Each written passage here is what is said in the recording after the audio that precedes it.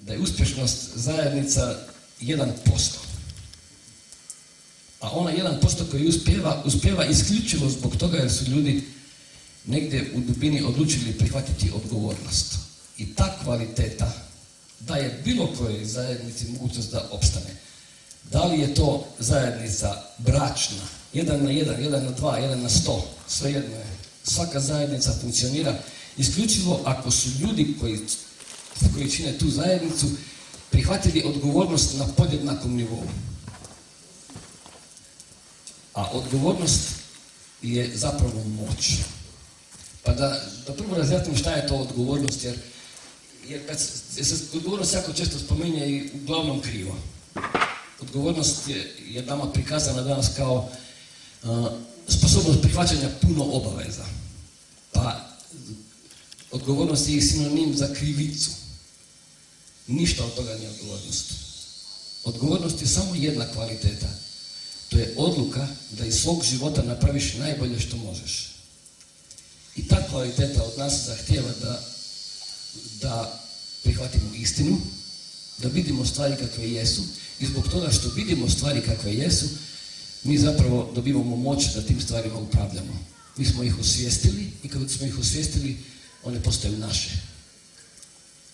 I ono što ja želim reći je da su zapravo, mi smo prevarani što se tiče odgovornosti. Stalno nam je servirano da je netko odgovoran ako je prihvatio krivicu za nešto. Ako je prihvatio da će on za to biti kasnije kriv ili odgovarati. Međutim, čovjek može odgovarati isključivo sebi, jer je to njegova odluka za njegov vlastiti život. I tu se završava priča o odgovornosti. I kad tako gledate na odgovornost, onda ćete vidjeti da zapravo sve što god u životu radimo je uspješno ako smo prihvatili odgovornost. I to je jedna kvaliteta koja je u bazi svake zajednice, specijalno zajednice novog doba. Jer za razliku od starog doba ona ima neke druge kvalitete. Možemo reći da su zajednice starog doba relativno uspješne. One su bazirane na nekom autoritetu, na nekoj ideologiji, na nekom vođi koji drugima govori na koji način da razmisle šta da rade i to je lako. Jako je lako takvim zajednicama da uspiju. Međutim, zajednice koje nemaju neku ideologiju ili autoritet iza sebe, one su bazirane na slobodi, a sloboda jednako odgovornost. Ti odjednom dobivaš moć da upravljaš svojim životom. Kako ćeš dobro upravljati svojim životom, ovisi o tome koliko si odgovornost prihvatio za svoj život. Isključivo za svoj život, ne za život svoje djece. Oni će dobiti svoju moć u momentu kada odluče imati svoju moć u svojim rukama. I sad bih volio samo pokazati neke od razlika između starog i novog svijeta.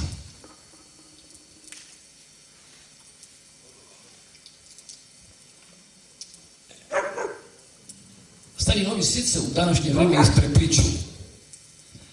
Jer mi smo baš na izlasku iz jednog svijeta koji je postao potpuno disfunkcionalan, više nemamo šta o njemu tražiti, a novi još nije potpuno došao. I tu se negdje smo između zakopani i htjeli bi napraviti nešto dobro, ali zapravo ne znamo kako. Zapravo ne znamo kako. Specijalno što se tiče života u zajednici. Uglavnom, stari svijet je baziran na preživljavanju. To je ideja starog svijeta. Kako preživjeti? Novi svijet zaboravlja preživljavanje. Ono se bavi obiljem. Zato jer novi svijet je baziran u obilju. I u tome da si svjestan obilja. A definicija obilja je da imaš ono što ti treba onda kad ti treba, ne više, ne manje, ne prije, ne kasnije. I mi smo sada generacija, koju ja bukvalno mogu reći, da smo jednom nogom zagazili u obilje, a drugom nogom smo još uvijek u preživljavanju. I sad taj jedan moment je smiješan, bukvalno za vidjeti do koje mjere mogu ljudi koji žive na istom mjestu, jedu iz istih lonaca, imati ideju da im fali, dok drugi na tom istom mjestu, s tim istim uvjetima, imaju ideju da je svega puno i žele puno dati. I oni daju za zajednicu. I onda su razočarani kad vide da ovi drugi ne daju, nego uzimaju zbog toga, jer je to tako velik disrazmjer između između starog i novog. Međutim, ovisno o tome koliko smo odgovornost uzeli, tako će i naša odluka da odemo prema obilju biti sve jasnije i mi ćemo sve i više uplivavati u obilje. Druga razlika je u tome što stari svijet je baziran na dogmi, dok novi svijet je baziran na znatiželju i na učenju. Znači, stari svijet je nešto što si ti prihvatio kao gotovo, neko ti je rekao, to je tako, zemlja je okrugla, zemlja je ravna, svejedno koja dogma je u pitanju, o kojoj ne znaš ništa, ali se služiš time kao da je to najnormalnija stvar. I ne preispituješ. Novi svijet podrazumijeva žestoko preispitivanje. Sve se stalno preispituje i ti znaš da si zapravo u neizvjesnosti. Cijela priča je jako neizvjesna jer ti ne znaš šta je iza ćoška. Ne znaš šta će biti sutra. Nema više one sigurnosti. Mi sad kao čovječanstvo jako gubimo sigurnost i predvidljivost koja je još prošle generacije bila najnormalnija stvar. Tako je znao gdje mu je mjesto, dogma je bila prihvaćena, svaka grupacija je imala svoju dogmu i svaka je funkcionirala po toj svojoj dogmi. I sve je bilo jasno. Odjednom se dešava da više ne znamo ništa. I ta neizvjesnost je dio novog svijeta. Međutim, onaj ko prihvati život u neizvjesnosti, njemu se otvaraju beskrajne mogućnosti. I to je taj novi svijet koji dolazi sa znatiželjom i sa učenjem. Stari svijet je između ostalog funkcionirao na principu jačega. Tko je jači, taj kvači. Hijerarhija i nasilje. To su kvalitete starog svijeta. Zna se ko je jači, ja sam tu taj i taj, među psima još uvijek to postoji, među ljudima mi smo se trudili da to ne bude tako, međutim je i dalje bilo tako. Ali za zajednicu novog doba to je jedan izlazak iz ove paradigme. I da se razumijemo, kad kažem zajednica, ne mislim samo na neku grupaciju koja se negdje oformila. Zajednica novog doba nije bazirana na teritoriji, niti na nekom drugom srodstvu, nego na svjesnosti. Ti možeš imati zajednicu sa nekime da uopće nije pored tebe. Makar, evo ja ovdje, na ovom mjestu, upravo želim stvoriti zajednicu koja je i teritorijalno bliska. Znači, ljudi koji tu žive imaju potrebu da budu zajedno, da dijele stvari, da se ispovijede jedni drugima, da kažu šta ih boli i da imaju priliku to s drugima podijeliti. Automatski ono što radiš ima puno više smisla i osjećaš puno veću sigurnost. Ali okej, stari svijet između ostalog je baziran na nametanju. Znači to je isto princip jačega, on nameće. Dok je novi svijet u slušanju. I to se vidi u komunikaciji između onih koji su došli u paradigmu novog svijeta. Znači negdje, kad dolaziš iz starog svijeta imaš svoju dogmu i ti je deklariraš i to mora biti tako. Drugi će te prihvatiti ili će otići. Međutim, da bi ti zaista vidio tu drugu osobu, ti je moraš čuti. Znači moraš zbilja biti neko ko sluša i zbog toga je taj novi svijet slušanja. Stari svijet je baziran na zakonima i na pravilima, dok u zajednicama novog doba je stvar dogovora. Ne postoji već isprojektirani zakoni i pravila, kao u zajednicama starog doba, gdje se točno zna, to se mora, to se ne smije, ovako ili onako. Ovdje je sve dozvoljeno zapravo. I jedino ako funkcioniraš iz srca, onda ćeš imati točno vodstvo na koji ćeš način funkcionirati i ne drugačije. I nema greške. Uopće nema greške ako istinski slušaš svoje srce, ali ako ne, onda ti je potrebno da te neko korigira i da te dovede u red. A kako smo mi svi negdje na nekoj prelaznoj fazi iz jednog svijeta u drugoj, velika je zbunjoza. Ja sam to pokušao sada malo objasniti da bi zbunjoza bila manja. Jer zajednicu novog doba čine ljudi koji ne trebaju jedni druge. Pazi ovu paradigmu. Totalno nelogično je zašto bi neko ko ne treba druge bio u zajednici. Ali upravo takvi ljudi koji ne trebaju druge su oni koji imaju puno više zadati i puno manje zatražiti. Takvi sa lakoćom ulaze u zajednicu i bez problema je obogaćuju. Što više takvih, zajednica je čvršća. A da bi takva osoba, da bi persone bile takve, one moraju naprosto da proći kroz jedan dio kroz koji je većina nas ovdje prošla. A to je individualizacija na način da se izmičeš iz krda. Svi smo mi bili negdje u nekom momentu jako razočarani sa društvom oko sebe i rekli smo ja ovo ne mogu. I rađe se povučeš. Mnogi su prošli to ekstremno, da uopće nisu bili sposobni funkcionirati više u društvu sa sobom. Da su se skroz maknuli dok nisu našli nekoga s kime se mogu malo povezati i tako dalje. I još jedna od kvaliteta starog doba je da se... Robi, mogu nešto reći. Opet smo u krdu, ali samo malo manje. Ok.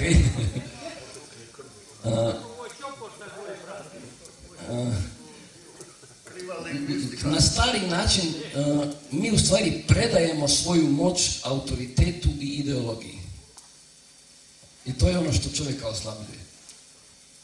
Rekao bi neko, evo pa ja sam kako treba biti po normi. I nikome ne stojim na žulju i sve ok. Međutim, ti sebe time oslabljuješ. Jedini način da se ojačaš je da slijediš svoje srce.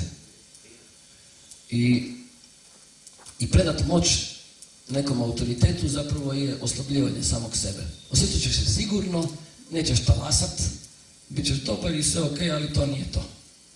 Dok u novom svijetu je preuzimanje odgovornosti i povrat svoje moći. Sad ću malo reći zbog čega zajednice novog doba zapravo ne uspijevaju. Prvo, još nije došlo pravo vrijeme, tek je počelo. Evo, ja mogu reći da tek počinje. Mnogi su probali, razočarali se, vratili se. Ne ide, zašto, svi su budale, niko ne može s nikim.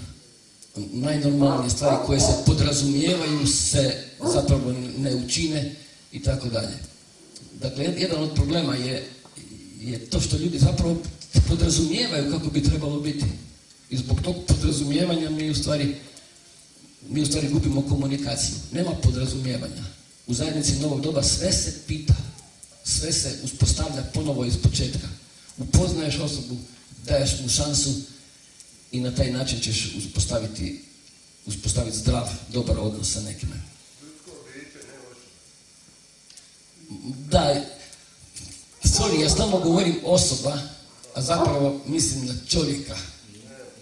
I dalje ću govoriti, barem na ovom predavanju će mi izljetati svako toliko riječ osoba, ali definitivno ne mislim na onu kreiranu osobu koju je stvorio sistem, nego mislim na onog dubokog čovjeka koji zapravo egzistira iza kulisa svega toga. Još jedan razlog zbog čega ne uspijeva je što smo mi milenijima učeni da ne vjerujemo jedni drugima, nego da se separiramo. To je došlo do tog ekstrema da riječ čovjek čovjeku vuk je postala kao pravilo. Ti odlaziš kod javnog bilježnika jer si s nekime nešto dogovorio, zbog toga mu apsolutno ne vjeruješ. Međutim, za bilo koju bliskost između ljudi ne može ti javni bilježnik pomoći, ne može ti niko pomoći. Istinska bliskost se uspostavlja bez zakona. Isto kao što brak neće učvrstiti ljubav između nekoga. Brak će samo formalizirati ljubav. Neće ništa napraviti boljim, neće ništa napraviti jačim. Ono što je jako iza kulisa, a ne na nekoj formi koja se deklarira.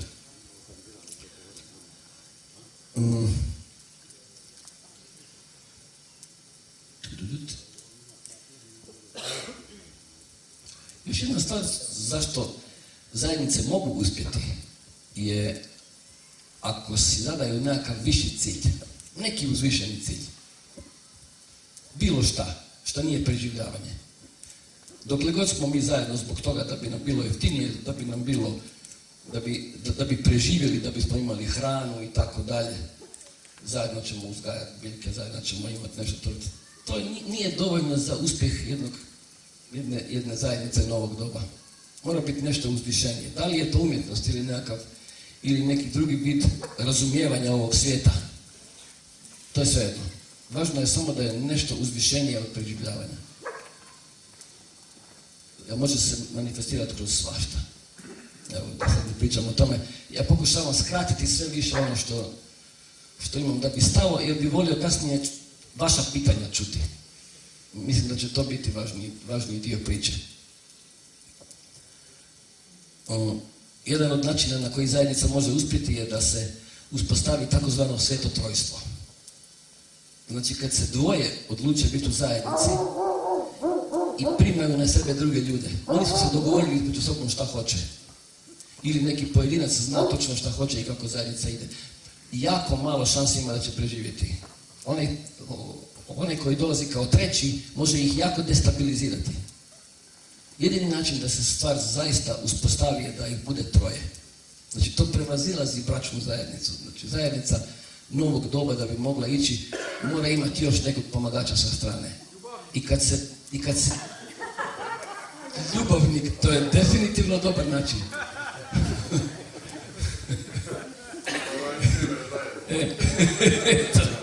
Super.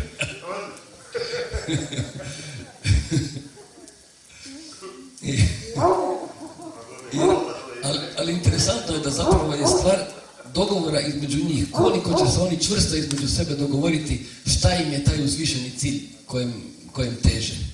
I kad se to dogovore, kad to naprave, onda se dešava da svi koji su protiv toga više nemaju snagu da to uzurpiraju.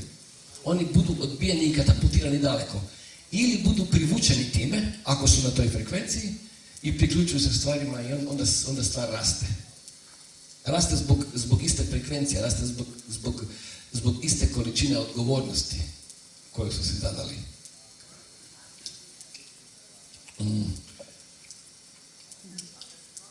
I sada, Vedran je već napomenuo jednu od karakteristika novog svijeta, što bi ja rekao i nove zajednice, a to je da ona funkcionira bez trgovine.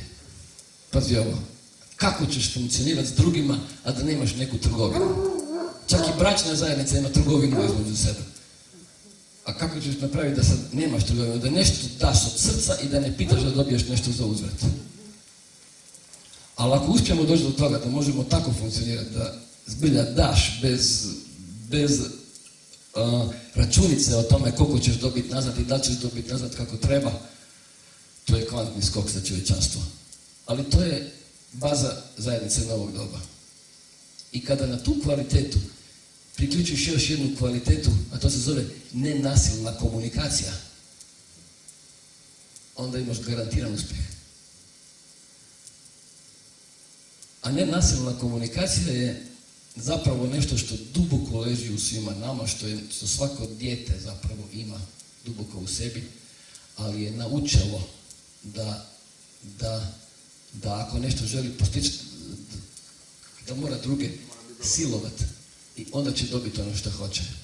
Međutim, duboko u nama je urođeno da mi jedan drugoga želimo čuti i kad se čujemo, onda se harmoniziramo između sebe. Dovoljno je da nekoga čuješ i da više nemaš s njim problema. Nemaš problema u komunikaciji. Samo ga čuješ, jer šta god je nastalo s nekim razlogom. I ako ti taj neko zna reći svoj razlog, vi ste uspostavili nenasilnu komunikaciju. I te dvije karakteristike, plus baza koja je u odgovornosti, garantira uspjeh zajednice. Dakle, ja pričam o nečemu što sam iskusio samo na momente. Ne nešto gdje mogu reći da ja to živim i to je tako. Ja sam u procesu učenja nenasilne komunikacije.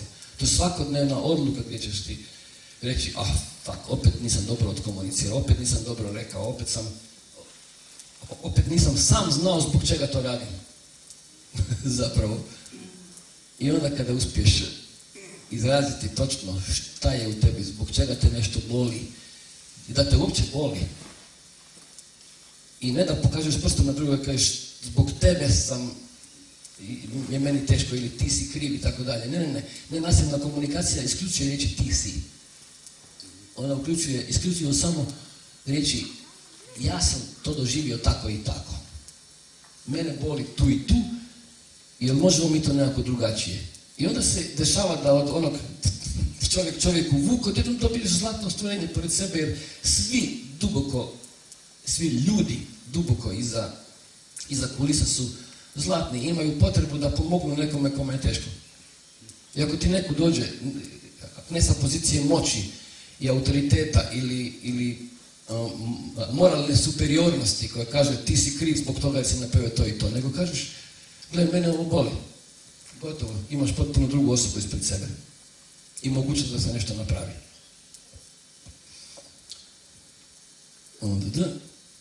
I jedan od trikova gdje mnoge zajednice padaju, to je vlasništvo nad zemljom.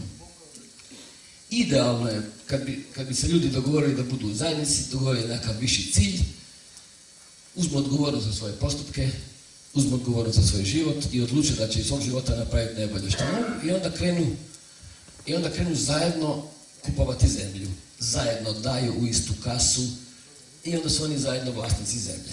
To je rijetkost da se tako nešto desi. Zaista rijetkost. Meni se desilo u mom slučaju kako sam ja napravio lovu sa svojim koferima, da sam mogao doći ovdje i kupiti zemlju. Međutim, to što sam ja vlasnik zemlje je kamen spoticanja za mnoge. Za neke nije. Za neke je. To mi smo na tvome, pa ne znamo mi kako ćeš ti funkcionirati, neću ja tu ulagati zato jer to je tvoje, ti ćeš mene jednog dana izbaciti.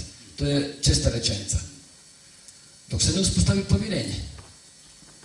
Dok ljudi ne vide da zaista nam je viši cilj važniji od vlasništva. I da to vlasništvo zapravo je totalna iluzija. Ja bih volio svima da budu vlasnici, da skuže da zapravo nemaju ništa. Sve što piše na papiru, što je država pečatirala i rekla ti si sad vlasnik toga, to sve ne postoji. Ništa od toga vam neće pomoći u životu. Meni moje vlasništvo je zapravo najprljaviji posao koji radim u cijeloj priči. Jer moram se jebati sa državom i moram još biti policajac da oteram one koji nisu po onome što bi ja htio da se desi. Na neki način bi filtriram i tako. I osim toga, kad je pitanje povjerenja, nije samo povjerenje onog koji dolazi na moju zemlju, pa će on tu nešto raditi, nego i moje povjerenje prema toj osobi, si jako ranjiv, kako god ti neko dođe, može te i zeznuti, može ti posjeći neko stablo koje ne treba, može dovesti krive ljude, može gurati cijelu zajednicu u nekom drugom pravcu i tako dalje. Tako da su to dosta nezgodne stvari. Ako se i desi da ljudi imaju zajedničko vlasništvo nad nečim, onda je to puno lakše. Ali opet, u jednom momentu se dešavalo, ja sam imao takvih iskustava, da ljudi dolaze sa zajednicama koje su zajedno kupile zemlju, sve skupa, odjednom neko skuži da mu taj put zapravo ne paše. On bi nešto drugo. Onda mora naći nekoga ko će umjesto njega kupiti taj komad zemlje ili taj dio suvlasništva i nastavi dalje i bla bla bla. Uglavnom, volio bih da svako ima puno novca, da iskusi iluziju novca i da iskusi iluziju vlasništva. Jer onda će shvatiti šta je u stvari glavna priča iza kulisa. A mi svi živimo iza kulisa, mi ne živimo kulise. I što više se povlačimo iza kulisa, sve više i više životnosti je u nama i sve veći je poriv za životom i sve veća je poriv da se harmoniziraš sa svima oko sebe i da puno daješ, jer i strašno puno imaš. Eto, to je to. Sad ima jedna tema koja se dešava kad se uspostavi zajednica, a to je ljubavnost u zajednicama.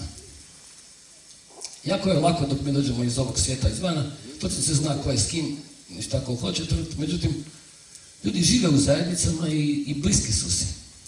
I dešava se da osjećaju sigurnost, osjećaju se dobro. Pazi sad situaciju u kojoj žena više ne mora biti sa svojim mužem zbog toga jer zbog njega ona osjeća sigurnost. On je taj koji je provider, on je taj koji joj daje sigurnost i ako njega nema, ona je nesigurna, dok je on tu, ona je potpuno ovisna o njemu. Sad zamisli kad se desi zajednica u kojoj svi imaju sve, obilje je zavladalo. Žene na taj način više nisu za prepoznati. Isto kao i muškarci. Odjednom se sa njega skida ogroman teret da on mora biti provider, da on mora zamijeniti cijelo pleme. Jer prirodno je da mi zapravo smo plemenska bića i da živimo sa raspodijeljenim obavezama, a ne da na jednoga padne to. Međutim, sistem je po principu rezervi pa vladaj napravio da je razbio pleme u familije. Familije su zapravo neodrživi sistem. Oboje moraju raditi, specijalno u današnje vrijeme. Ako neko zarađuje normalnu plaću, to nije dovoljno. Znači, idemo svih upregnuti, djecu u školu, njima ćemo isprati mozgove, a roditeljima nećemo dati vremena da misle svojom glavom uopće, nego će morati stalno raditi za sistem. Sad se desi da u nekoj zajednici odjednom, šta se promijeni? Ti imaš 2 sata dnevno posla i to posao koji ti ide najbolje od svega. Ostalo ti je slobodno vrijeme. Ostalo ti je nešto za kreirati. Nešto gdje se možeš izražavati još bolje. To je fora. I onda se automatski mijenjaju odnosi na koje smo mi navikli. Jer, da se razumijemo, ljubavni odnosi su uglavnom vlasnički odnosi. Vidite kako je reakcija. Okej.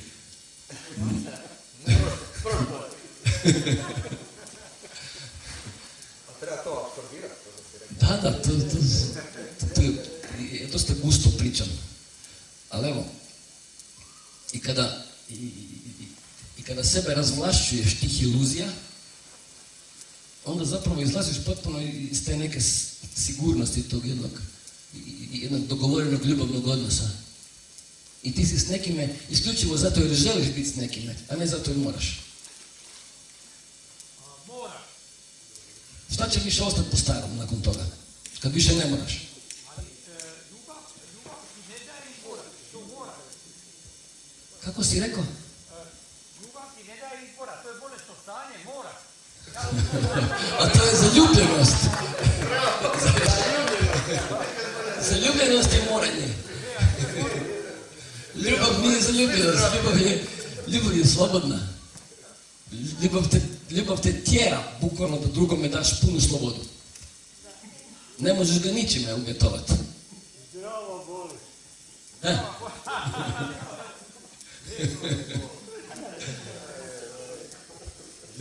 Tako da u zajednicama novog doba definitivno dolazi do jednog preispitivanja tih ljubavnih odnosa. Šta ćemo sad?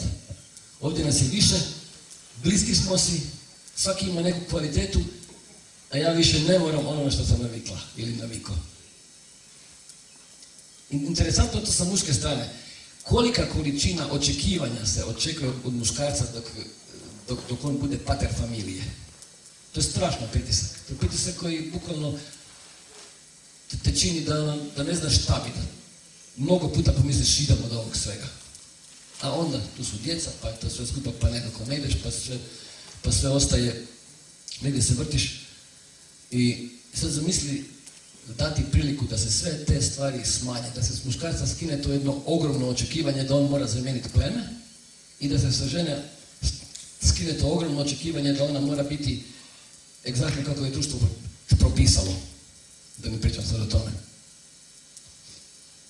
Dakle, to je još jedna od stvari koje čeka ljude u novom dobu.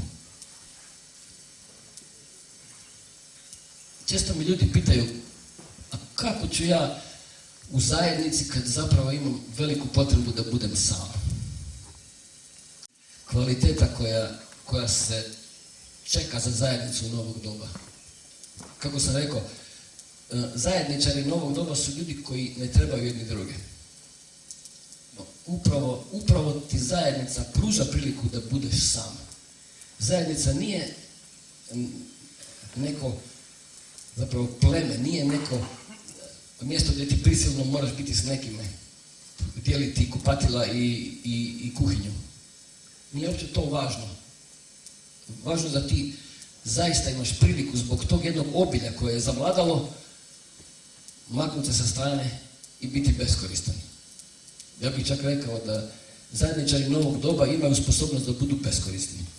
jedan dobar dio svog vremena, oni si to mogu dozvoliti. Što je najbolje, upravo ti beskorisni na puno dubljem nivou stvaraju zdravu bazu zajednice.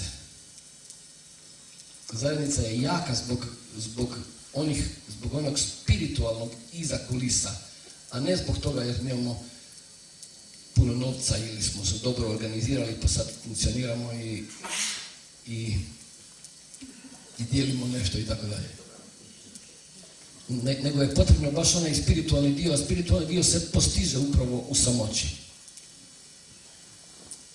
Tako da evo mogu reći da je spiritualnost kroz samoću jedan od glavnih kvaliteta zajednice novog doba. Ako si sam, je li to zajednica? Zajednica sam.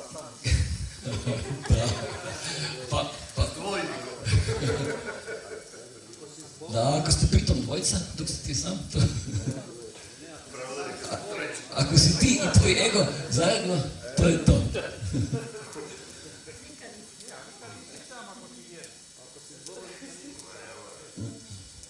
Ako nisi, onda nemaš o čemu ni nadu. Dobro, ajmo probati ovako. Ako imate kakvo pitanje, možete mi sad postaviti pa ću probati vidjeti ako sam nešto promašio, ako ima neka tema koja vas još oko toga zanima, da mi kažete. Ima čovjek, evo. Reci, Zoki. Mene muči da je ide za pobizni libido. Dobro. Sad ću s tim to upravlja s menom kaz budalo. Pa mislim da je to baš individualni rad. Tebe pita šta ćeš ti s svojim libidom. A kako se spasi toga vraga? To zahtjeva jako puno individualnog rada. Znaš zašto je zajednica dobra? Zajednica je dobra i će ti iskopati svako sranje koje u tebi je. Evo, nisam čuo, a evo čovjek ima odgovor. Reci. Reci, ajde.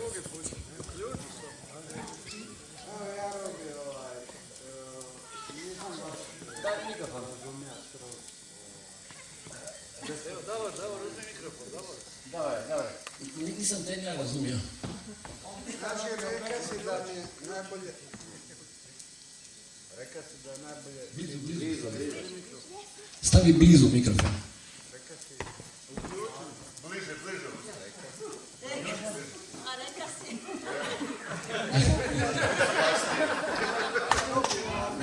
A da. Rekao si da beskorisnost nešto nisam razumio, pa da to... Da li možeš to... Aha, da malo objasnim kako to da je beskorisnost korisna. Pa neko kaže dokolica, ja volim baš upotrebiti tu tešku riječ beskorisnost, jer zbunjuje skroz ono kako je beskorisnost, to je nešto... Ti si mjerna jedinica za beskorisnost. Čisti plin. Pita čovjeka, ono zna.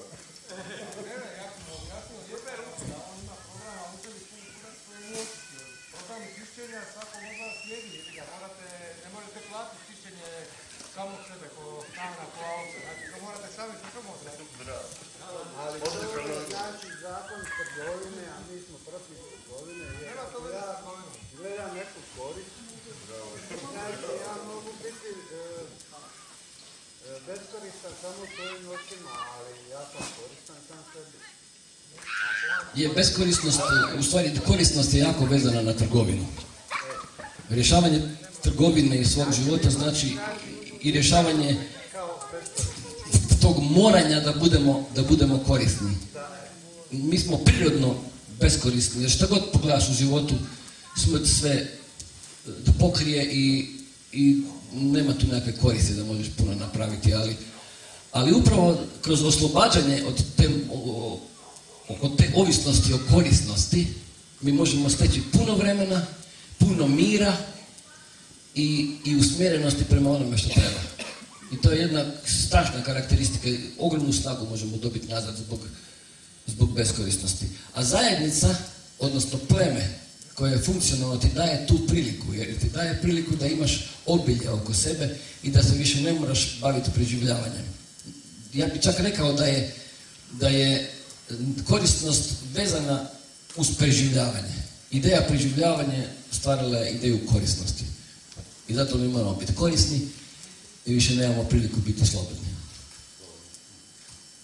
Ovo si upravo potpuno suživot s prirodom nije preživljavanje nastalo. I kad si suživot s prirodom ti živiš jedan istom stilu. U prirodi je preživljavanje drugačije. Asfalt je baš preživljavanje. Mislim, šta god je čovjek iskreirao, da postoje jaki zakon trgovine. I gdje god je trgovina, tu nema puno slobode.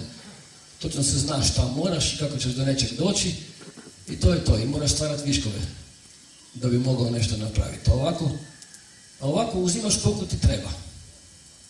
Jer kako smo rekli, definicija obilja, da imaš ono što ti treba, u stvari svjesnost o tome da imaš ono što ti treba onda kad ti treba, ne prije, ne kasnije, ne više, ne manje. I količina. Ono točno koliko ti treba, šta ti treba i Koliko treba, kad ti treba. Aman, taman. kamionđe bi rekli man tamo. Je li ima još nešto nelogično da vam je zapelo?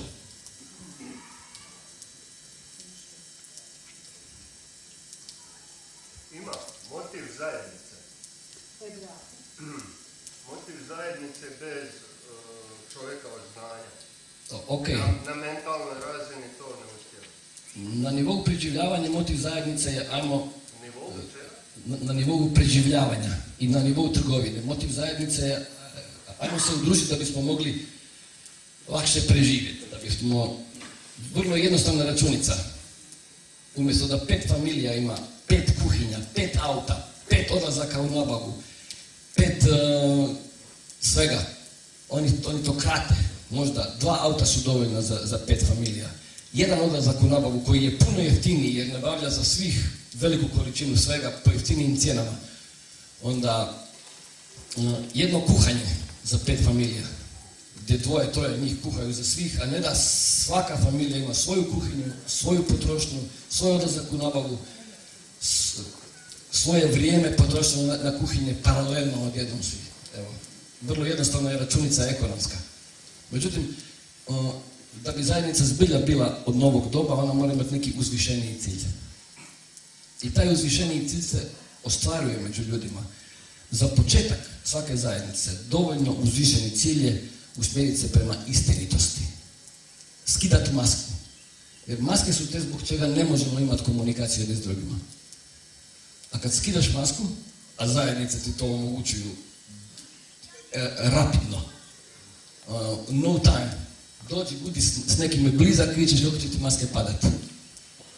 I tebi, i njemu, i njoj, i svima. I sad je važno dočekati se na noge u tom momentu i reći pa to je dobro što mi se dešava, a ne to proglasiti lošim ili reći kako je to nepodnošljivo, ovi su grozni ili tako. Ne, ako te nešto boli, idemo u tu bol, idemo vidjeti šta je to, zbog čega boli. I zapravo je rad na zajedništvu, duboki rad na sebi i zahtijeva da čovjek odluči po svojoj odgovornosti da će napraviti svog života i još nešto više od onoga što je samo po sebi takvo. Jesam bio dovoljno jasan oko toga? Nisam. Daj ponovo. Pa niste odgovorili na bazu pitanja. Daj mi govoriti vi. Pa dobro, vi nisam Da. govorio. Dobro, slažem se. U mom rečniku isto nema vi. Aha. Da, uvijek je ti, pošto ni Bogu ne govorim vi, onda... A ti ne kreći odgovor. Slažem se. A to je ljepota našeg jezika. Zato što možeš i verziju i... Suglasan sam. A? Suglasan sam. Čujte riječ, slažem se. A slagati? Pa pitanje je, koliko se ja sjećam, bilo koji je cilj zajednice. Da, kako formirati zajednicu da ona stoji, kako bi rekao, da se održava. To viši cilj, to ne postoji. Mislim, to jedna zajednica nije na višem cilju osnovna. Ne, koja? Isto Pa svaki cilj koji, To je jedino što ja znam da je nešto pokušao. svaki cilj koji nije preživljavanje je uspješeniji cilj. Jeste, ali ne na cilju, nego na nekoj sposobnosti. Ako je Isus osnovno hrišćanstvo, ili mislim nije on osnovo ništa, nego to je izmišljeno kasnije, ali donio je to neko učenje, to je bilo neko učenje koje je govorilo da su ljudi dobri, šta ja znam, radosni, lijepi i već sve to, da žive u sreći i zadovoljstvu. Kod Anastazije imamo zajednica novog doba, svaki ima svoj hektar zemlje, tu se skuplja, razumiješ, pa onda se ovaj oženi donese, a najkovanje ovaj ovo, ono. Koja je svrha? Pa da se živi i da se pravi pole ljubavi. Ne bi to neko pitao danas koja je svrha. Pa život sam po sebi je svrha. Tako? Nema druge svrhe. A što ćeš ti u tome životu raditi? To do kući dok si za života, jel? Ne bi kasnije dok učiva, bit će kasnije. Tako da je pitan kako onda sad zajednicu uspostaviti. Pošto i Rubi nije uspija, nije ni ovaj, Anastazija nije uspjela. Darmahur jeste uspjela. Damahur je zajednica starog doba. Ona je bazirana na autoritetu i na dogmi. Ja sam bio tamo, upoznao sam ljude i to je uspješna stvar. Pa ja pratim to dosta dugo, godinama, razumiješ? Ja isto živim sam. Razumiješ? Godinama u šumu. Razumiješ? Znam ja čemu pričam. Ti si spreman za zajednicu. Ja sam odavno u zajednicu, istom egregor. Ako govorimo o zajednici kao egregor, može i tako. A koliko nas ima takvi koji isto misle? Malo. Ma ovdje nas Pa nećemo sve više i više mogu ti reći. Dobro, ali malo, ne? Malo imaš čovjeka koji na učenju Franca Bardona, evo sad ima predavanje, razumiješ? Nema nas dovoljno za kritičnu masu. A koliko nas je bilo budno u drugom mjesecu, kad je bilo dan stvarno? Ali kritična masa raste. Kritična masa raste sa potrebom za evolucijom. Nikad se ne evoluira ako su stvari podnošljive. Znači svaka evolucija, svakog bića i svake jedinke na ovom svijetu, uključujući i biljke i životinje, uvijek dolazi zbog toga što je u jednom momentu nepodnošljivo. Ma nema evolucije, to je podvala. Razumiješ? Što god bilo, ali ljudi se mijenjaju. Imaš samo skok svijesti kad dođe ili povisilica ili snizalica. Ok, možeš i tako reći. Nisam ja to rekao, to su stara znanja, to ja zbilja.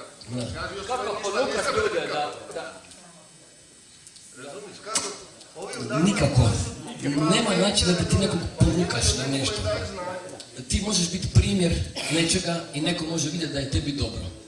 I zbog toga što je tebi dobro, on će htjeti da sazna kako je tebi došlo do toga. I onda ćete slušati, onda ćete pratiti, onda ćete pitati, onda ćete njuškat, gledat, tako dok mu ne bude jasno šta treba da napravi. Bićeš nekome inspiracija. Pojavom kad digneš nivo energije toliko, ne moraš ništa ni reći, čim se pojaviš tamo već si... Tako je. Razumiješ, utječeš. Tako je. Pa malo je taki. Prvo ne znamo kako da dignemo. Razumiješ? Pa ja bio kod čovjeka koji zna pa neće kaže. Razumiješ? Da. I sad prolazi kroz treninge Franca Bardona, ovoga, onoga, da prođe život čovječe. Razumiješ? Štaš onda? A zajednica ne pomaže. Pa zajednica zapravo pomaže. Samo da kukam s tobom zajednicu. Kukanje je dobro. Ali evo, ja sam godinama kukao zbog toga što sam strašno puno dao u tu zajednicu, ja nisam mogao zamisliti kako drugačije. I dan danas mi je jasno. Ali sad više nemam sumnje kako drugačije, samo je taj put. Ljudi se moraju početi povezivati između sebe na dubokom nivou. Jer ako ne, onda među njima vlada separacija, od separacije svi imaju samo štetu. Sve je skuplje.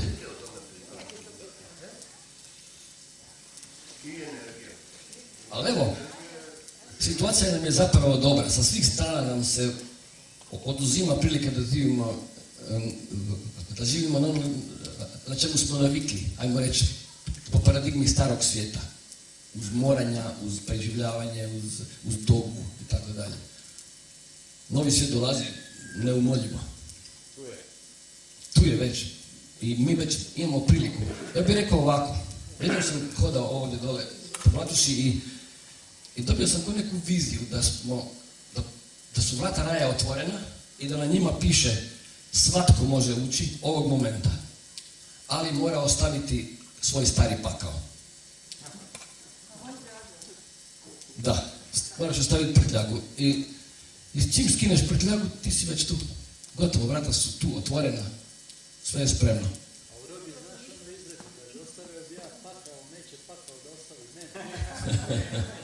Ja mislim da ta izjava nije istinita,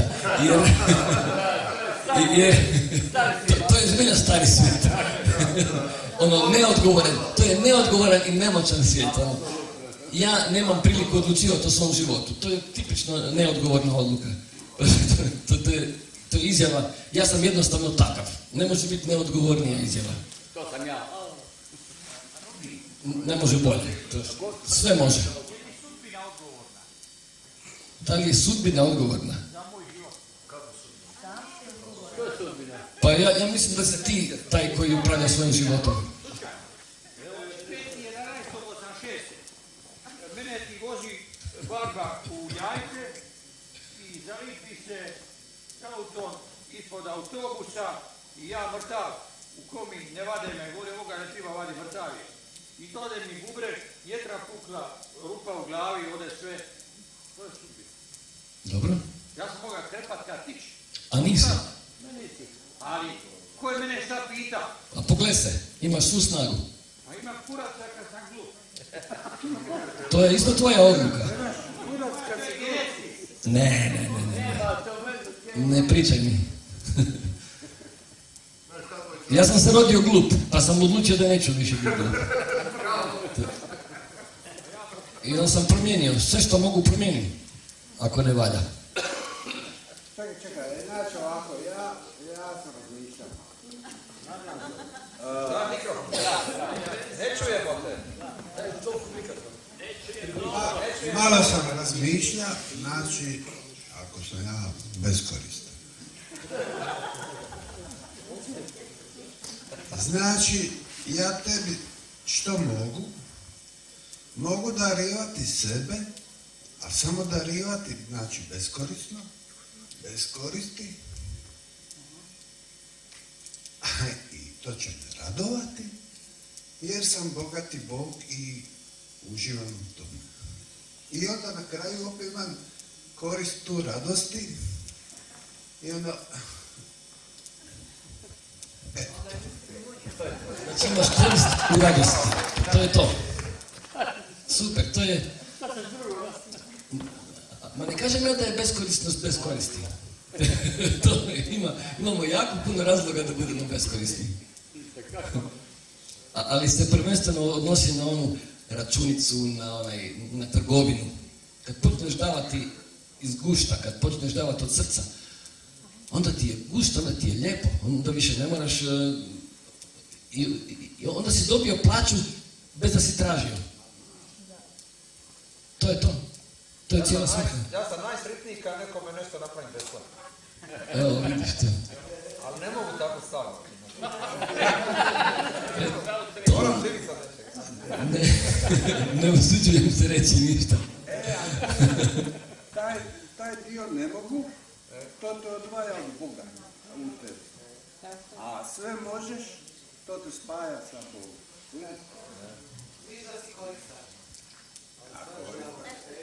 Pa ja se još koristim i osjećam kad ne naplatim ništa. Dobro, da vas pitam jednu stvar. Da li netko zna? Znači, tu nema trgovine, tu nema ništa, to je ono što je. Ti zaista vidiš druge, oni drugi vide tebe kakav ti zbilja jesi. I više nisi sam. I ipak, koliko god da to dobro zvuči, ljudi ipak ne kreću tim putem. Mogu li ja ovoga zajednice, znači zajednice i sistu sustav i sve, to vam je, znači problem postoji među svima nama i svi. Zbog te zarazne stvari i to što je posijano, a posijan je strah. Znači, ako imate kakav strah, to loše. Eto to. Znači strah od nečega što je drugačije, od nečega što je novo. Nema tu sigurnosti, kako će ti sad skinuti svoju masku. To je, neko će me neko će me pojest ako pokažem svoje slabosti. A baš je, zato služi zajednica, da ti možeš biti slab. Je li strah koristan? Strah. Je li on koristan ili ne? Strah je štetan. On je kočnica. Može biti koristan. Naravno da može biti koristan ako si uzeo odgovornost. Kroz prozor će pasti ako nije strah. Strah je program. Dobro, to je... Ma ne, strah je prvi prirodni čovjekov neprijatelj. Vi miješate. Moraš se približiti. Da, a strah je prvi čovjek prirodni neprijatelj. Drugi vam je moć, treći vam je jasnoća. Ja sam stanje jasnoća, ja znam da je to problem. A ovdje imate četvrto, strah. Da. A hoćete da izbjegnete neke od te energije. Ali nisam ja sad da ja ja sam se nadvezao za strah i onda za sutinu što je rekao. Ja moj imenjak je to genijalno opisao, šta je sutina. Ako vi sjednete u autobusu u Zagrebu, idete za Zadar. Znači, vi ćete stati u Karlovcu, ne znam, tamo, gdje već stojiš, pa u Gospiću, pa u Zadar. To je sutina. A šta ti je slobodna volja? Slobodna je volja, uđeš izađeš u Gospić i odeš za tamo. To ko razumije, onda je shvatio nešto. Pa što je slobodna volja, što je sudbina. Ja sam opet rekao da ono zajedno. Ja znam više zajednica i Kradurkuca i svašta nešto, razumijete. Ali ona ima neki osnov svog djelovanja. I sad, da se razumijemo u pogledima, to je veoma pitno, pošto ljudi ne razumiju iz puno razloga. Zajednica ljudi koji isto misle, zajednica ljudi tipa plemeta žive na istoj teritoriji, koja vrsta zajednice? Zajednica je prije svega permakulturno uređena. Ako ljudi isto misle, onda je to monokultura. I to neće dobro funkcionirati. Znači, kad su isto misle, nego da su isto mislavnom polju, kako te rekao, da razumiju da je ljubav nije emocija, nego da je stanje, da ti ne možeš ući u stanje ljubave ako ne otvoriš pinus, zvijezdu i tako, na primjer, jedno toga, da budeš u istini. To su neki principi zajednice, ne? Da ne lažeš, mislim, ne kradeš, ne lajaš, šta ide to. To su neki principi zajednice. Ja bih rekao ovako, da fair play kao takav je ispod razine zajednice novog doba. Ako je neko samo fair i pošten i tako dalje, to je stari svijet. To treba funkcionirati iz srca. Tu više fair play nema što tražiti. On je stepenica ispod. Ne razumijem, u riječima, krivo, Da. semantiku,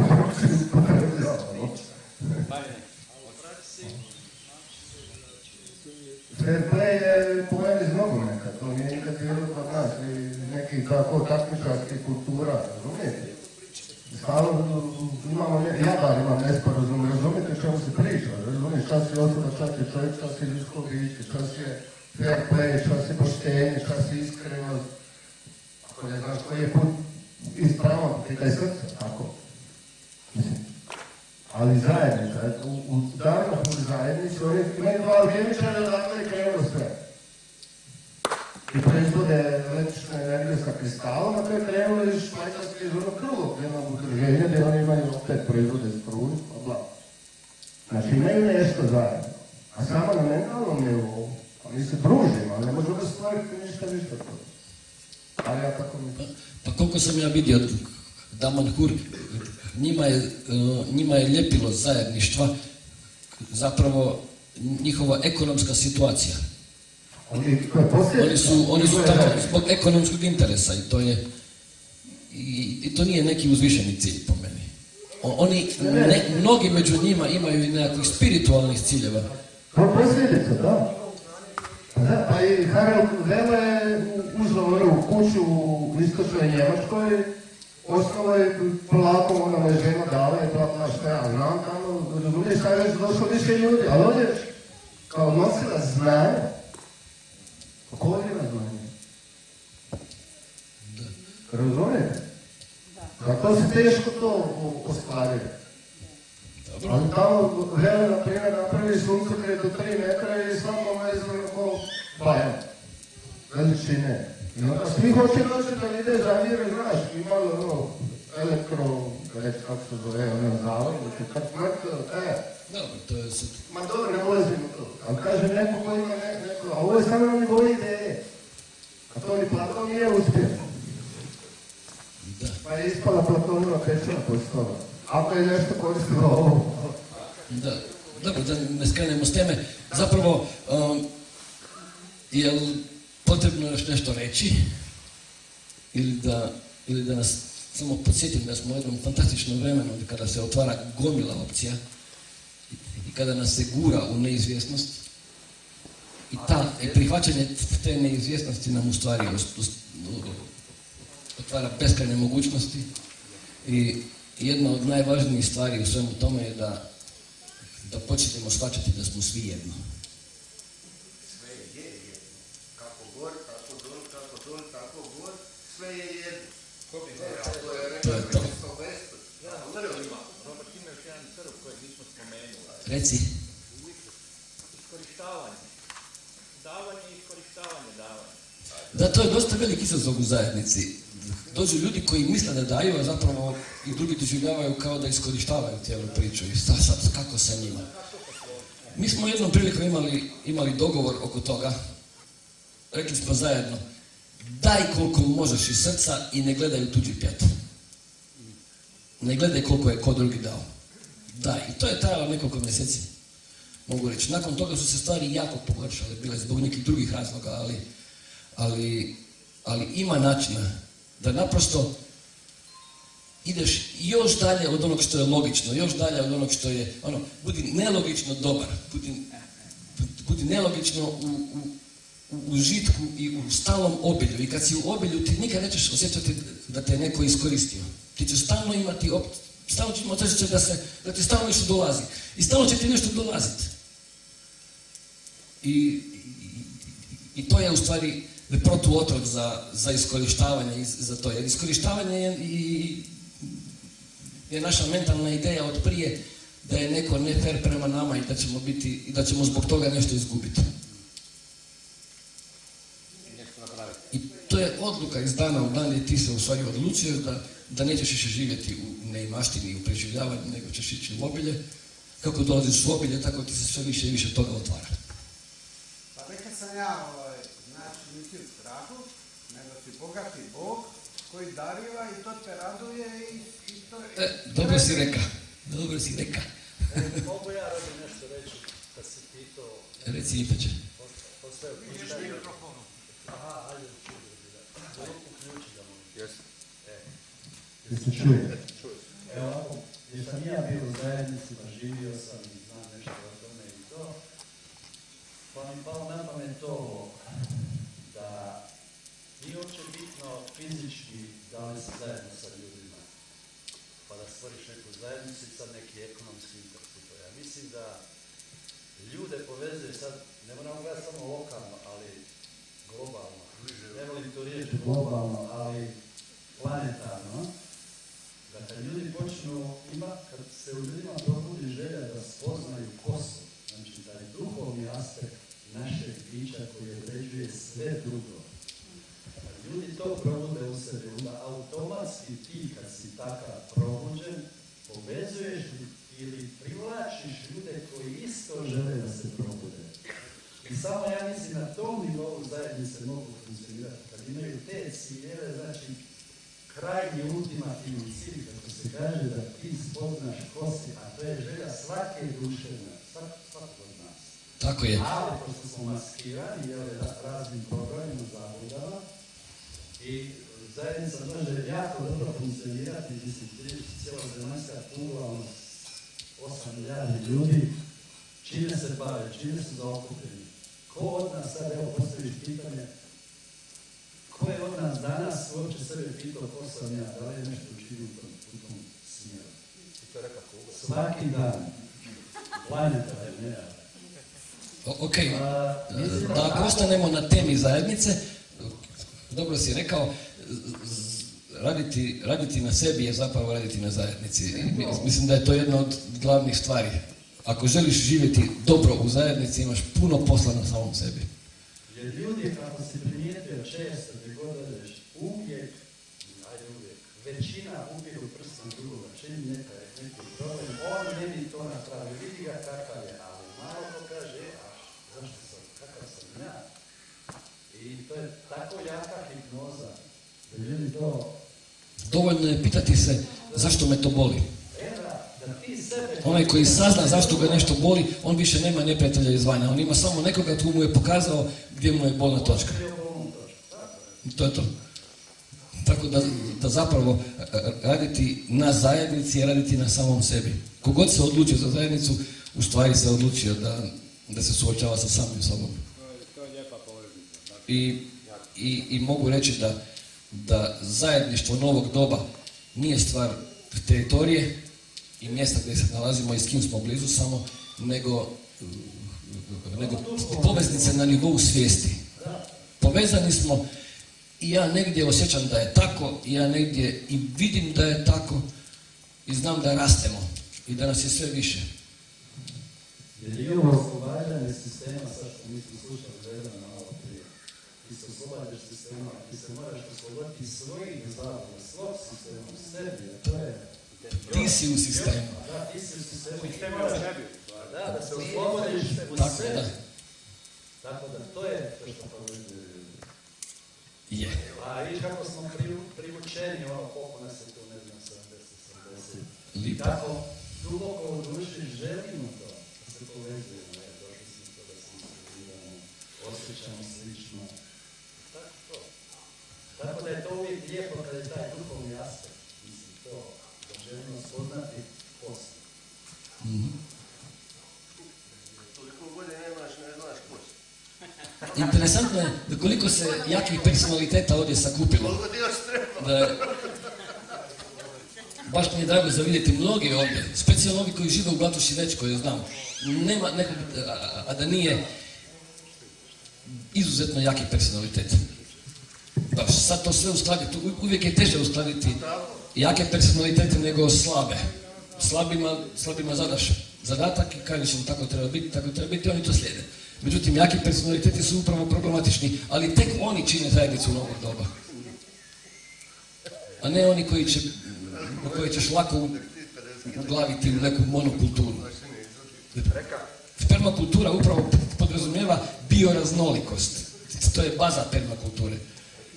I da bi baza mogla funkcionirati, ti moraš dozvoliti svakome da bude najrazličitiji što može biti. Baš zbog te različitosti stvaramo imunost na bilo šta i sposobni smo za bilo šta napraviti. Hoće Kristijan nešto reći? Rekao je jedan stari mudrac, kaže, izmiri se u sebi, pa će se izmiriti sa nebom i sa zemljom. To je dosta ovako jednostavno, ali to bi trebalo svaki dan. Ja svaki dan se stidim tebi. I svaki dan otkrijem nešto novo. Kroz to jednu ovako naučite jednostavno rečenje. To je posao. Ovo je iz serije o Taletu, znate da seriju Taletu. I tamo stari džeto svom mlađem unuku govori, ono živi pijanči i tako i ono u izmjeni govori, sine da, pomagaj moje dragi, smiri se u sebi da će se izmiriti i s nebom i sa zemljom. Lijepo. Rečenica u dužnosti.